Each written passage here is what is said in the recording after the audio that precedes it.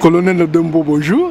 Oui, bonjour. Wilkins Salongo, en tout cas, nous sommes à la gare du Nord, donc c'est très rare quand même. Là, vous êtes à Paris. Oui, je suis à Paris, je viens de Bruxelles. D'accord. Alors, essaye-moi de banga parce que je dis que pour un concert, il y a JB na Zénith. Azuma banganga nae, aba vaudou haïtien. Donc, on soit télémini concert. Comme à Makoro. Alors, j'avais un peu peur que Boyaté, mais na moni que Bozana, non? Bon, je pense que merci quand même la question d'ailleurs pour nous Freddy Mlongo. Mon il Kamba Congo, dès que tu as baissé braté, nous avons toujours continuer parce que les gens m'ont mabélé, sans mabélé on a tous sur la valeur. Donc, Jibene Ngazawana, Yemora Ebelo Nialukaki, PAE Bissornae. Donc, la fois passée dans la Bruxelles, na kutana qui na mettre à Longo. Solo là qui n'a concernant ma Cambouana, nous avons une présence des pays qui n'a pas à Paris. Donc, tu peux procéder répélé. Na cadre de tu vas ndenge ni tuko Hollanda, ma Cambouana parce que on moni batouana tout tika ki bango, to mona que to peki si bango musique qui va continuer pour soutenir imposteur canadien. Bon, le col à bango bazo mona grandeur et trahison na bango te mais ba toujours ma na bango. Na ba poche na bango ba lobi que bango va perdre carrière na bango aussi longtemps que le même peuple on a commissaire à bango. Na ba succès on a trahir peuple toujours expliquer bango makambeli bazone boyo kate mais na biso pe siko to kota na ba procédure nyos tout pour na ko casser bango définitivement parce que biso to considérer bango ba comme ba ex musicien donc oyazo linga ko santé ba combattre ka peuple té peuple déjà a mobilisé a déjà conscientisé sur au niveau ça la face contre eux échec aux andé ayo c'est ça qui on a moyen de côté na mettre à longo tous allez constituer dossier moko boy concernant anti-valeur wana donc mon la Wemba Papa Zoba ambassadeur de la haine Jibem Piana les grands crapauds donc batouana il faut vraiment tout la solution pour na bango to bandengeni to ko finir na bango une fois pour toutes parce que bazoyo kate c'est ça que tout ça vraiment déterminé loko la bango moko ba ki ko la musako ya lalaki ko loko la muki moyen sous la les até donc bala musaka ko te so baza ya ko se reposer c'est ça. Alors, Maître Alongo, Youti Bruxelles, alors, climat Zandengeni pour un concert au Zénith à travers Bruxelles. Climat est très électrique. Donc, tout baza aux aguets na Bruxelles et partout, non seulement à Bruxelles, à Paris, mais partout au monde. Combattants, résistants, ban soba mokili mobimba, téléminangbi, pour na likamboya Jean Bedel. Mpiana Chikuta alias JB Mpiana. Et puis, Tokosuki Sanae Morote, Bamissou Swana Nyos, donc ça dit et consort. Cela veut dire que Nani, Emmanuel Ngiama Makanda, alias Werason, Jules Chungu Lemba Dio, alias Papa Wemba, et puis Jean Moubiala, alias Kester Emene, Anaba Missou Sonatari Kombote.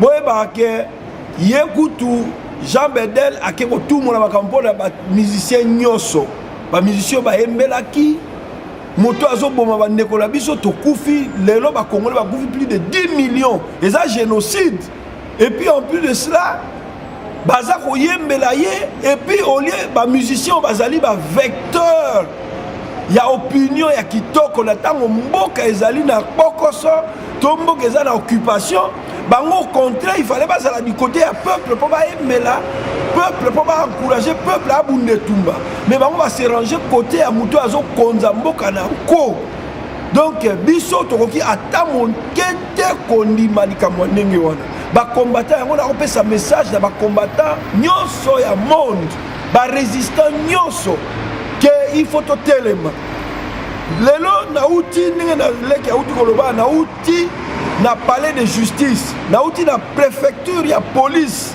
ya Paris na uti kuna ko déposer lettre na ngai na uti Bruxelles principalement pour la otika yango pe pour na kokende na palais de justice pour na requête ya ko kotisa contre ba oyo baza ba incitateur ba instigateur. Il y a trouble, il y a ordre public le 21 décembre 2013. Et ça la haïtien, et ça la Jean Bedel. Tous à côté bango en garde et puis batbaza na kana ya kosakalate requête na outil na parler de justice ba e yango. Et puis dans ça ko beta mbela na ba assureur nyonso ba assureur baso ya Paris surtout ba bazali zonga ya Zénith bayebaka ke bakomela baautorité ata mokonzi ya mboka ministre ya intérieur Manuel Val po tosi tokomeli ye bakomela mokolo Zénith bakomela bakonzi banso oyo batali makambo ya ordre public na mboka Paris po ete baassureur boyebaka ke bakongole ndenge baza na kanda batomboki makasi boyebaka ke mokolo wana mwa mbongo na bino baassureur oyo bobomi moke na babanke ekobima po le 21 ekozala putulu ekomata makala bakotikala bongo naza kosenga na bino na moi nyonso bino baassureur ya mboka France ya Paris boyebi ke désordre ekosalama boyebi ke bato balingi babetisa musique bazopesa kanda na mokili mobimba alors bazopesa kanda na diaspora congolaise oyo babomi bandeko na bango 10 millions oyo baviole bandeko na bango M23 ezokota na mboka ezoboma bato mais système ya Hippolyte Kanambe alias Joseph Kabila eza koprotege biloko wana nyonso et peuple eza kotala biloko wana eza na kanda ya kosakana te peuple congolais eza très déterminé le 21 décembre ya kokita kuna ya ko en découdre na oyo ya kotia moto mangbongi bongo bino assureurs vous les assureurs vous qui résidez ici en France à Paris précisément nous vous demandons d'écrire ou d'envoyer des messages clairs et précis aux autorités qui ont une parcelle de pouvoir et qui peuvent sauvegarder l'ordre public en France. Parce que le 21 décembre 2013, si les dispositions ne sont pas prises pour annuler ces concerts, il y aura vraiment un véritable trouble de l'ordre public. Et les assureurs, vous n'aurez pas suffisamment d'argent pour dédommager vos assurés. Voilà pourquoi je lance un message pathétique et pressant à tous les assureurs de Paris afin qu'ils prennent les dispositions nécessaires en écrivant, en interpellant les autorités françaises afin de pouvoir annuler le concert du 21 décembre 2013 de Jean Bédel Piana Chikuta alias Jibé Piana. Mais alors, oui, nous n'allons pas nous arrêter à Jibé seul. Werrason et tous les autres doivent aussi savoir que le peuple congolais, surtout de la diaspora, qui a été exclu aux élections présidentielles, est coursé. Le droit d'aller voter, c'est un droit civique qu'on ne peut pas ôter à une personne. Mais nous avons constaté que le peuple congolais de la diaspora a été relégué au coin, dans un coin perdu. Et ça, c'est vraiment une insulte que de venir provoquer les gens ici. Vous devez savoir en outre que vous êtes des complices du génocidaire. Parce que quand on définit le génocide, l'article 6 du statut de Rome du 17 juillet 1998 dit ceci. L'article 6, c'est dit la soumission intentionnelle. Parmi les actes de génocide, nous avons la soumission intentionnelle d'un groupe de gens donnés à des conditions d'existence devant entraîner sa destruction physique ou totale ou partielle.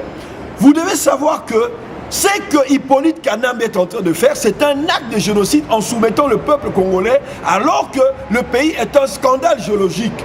Les gens ne sont pas payés, les gens souffrent, il n'y a pas de médicaments dans les hôpitaux et c'est vraiment un véritable acte de génocide. Et tous ceux-là qui soutiennent Hippolyte Kanambe alias Joseph Kabila, qui posent des actes génocidaires de ce genre, vous tous, vous êtes des complices. La complicité, dans la complicité, nous avons l'assistance, nous avons la provocation, nous avons l'instruction. Et vous donnez des instructions, par exemple, Werrason, je vais m'arrêter par là parce que je ne peux pas m'éterniser.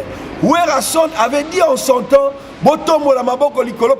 c'était à Kisangani. C'est pour chanter à la gloire du dictateur, à la gloire du génocidaire. C'est une complicité de génocide. Et nous prendrons des mesures appropriées, même s'il faut les traîner à la haie. Quand on avait arrêté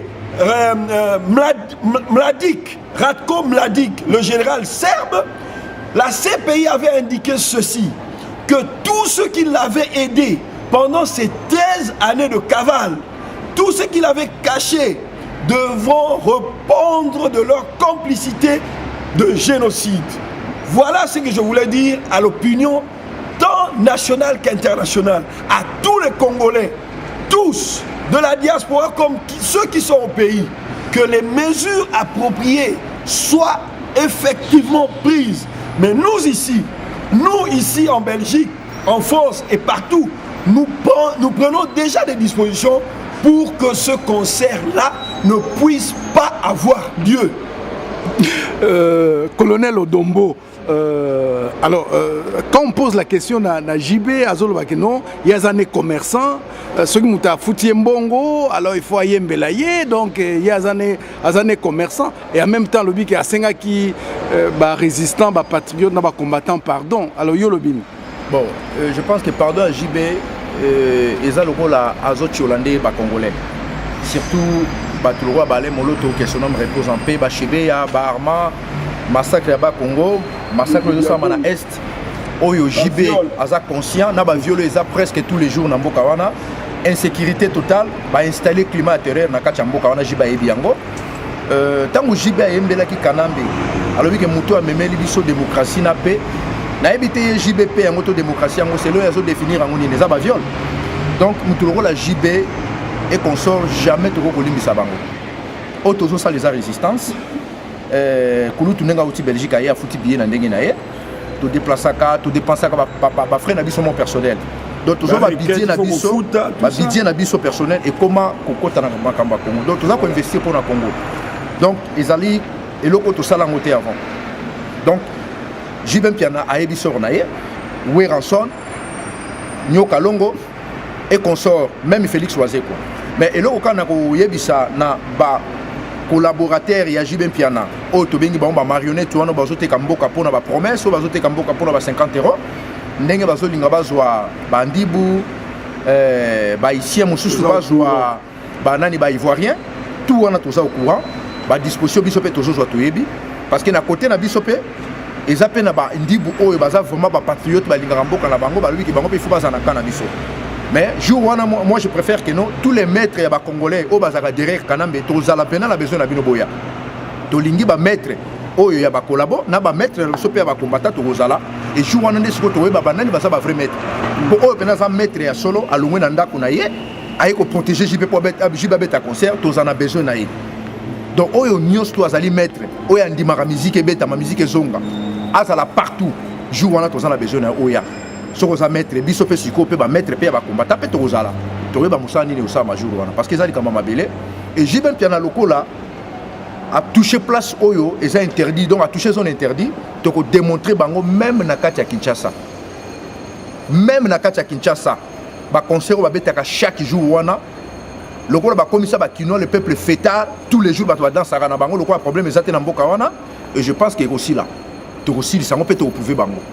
Le coup la JB a la face contre population oh, déjà à Téléma et JB Sikoyo à cause là anéantir parce que force aux alango to démontrer ngo pas JB et même na chef na Kanambe président na bango bandima o ba soutenant o ya prometa bango na lukuta ndi bandima ye to démontrer bango peut prouver bango mais ba yango ke bango le quoi baza ko accompagner occupation na mboka wana peuple congolais pas oza toujours si na bango.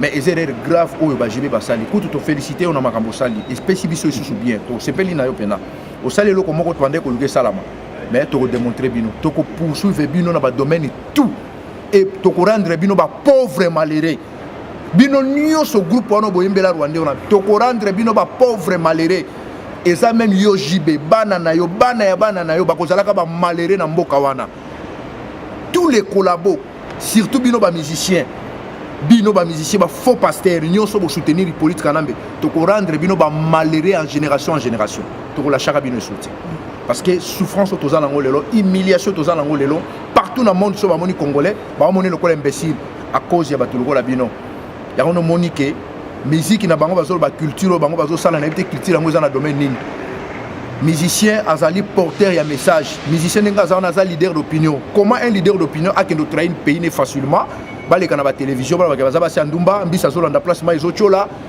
mutu lokola Wemba tata ya mokolo ndengona zoba azokende lobaka za mwasi ndumba ya Rwandais. Donc lokola yobi magana Rwandais et maintenant biso ce qu'on te démontrer photo délivrer au longo mwasi ndumba.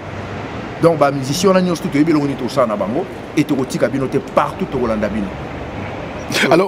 Alors il y a des bruits qui courent que mobilisation est tellement gaillard que on attendrait 10 à 20 000 Congolais ici à Paris pour un concert. Est-ce que vous êtes au courant de ça? Nous sommes très au courant de Yango. Oui, que les Congolais, les Belgique, à Paris. Ils ont preuve que déplacement à Nengoyo et par milliers. Australie, Afrique du Sud, États-Unis, Canada, Angleterre, Allemagne, Hollande, partout, Suisse. Baro converger Awa le 21 décembre Rwanda. Soki JB a s'entêté kaka. De toutes les manières, toko démontrer que Mikanda et Ebiko Komamba parmi les combattants, na kati ya ba combattants, toza pe na bato biki et toko faire annuler concert Rwanda. D'ailleurs concert Rwanda coûte zate na mutula biso mais le 21 Yacha Tembekaka, Batwakoya par milliers, Bakoya monde entier. Tala, depuis la musique est obéta bate. Musique wana bango obéta ezali distraction munene nata mo peuple azana mawa. Yo mona ndako oyo ezana matanga. Babeta la musique, babinaka. Na bokoko na biso ndako ezana matanga, balelaka, bavana kimia. Eza ndako akosala musique te. Ndenge moko Congo na biso ndenge ezale.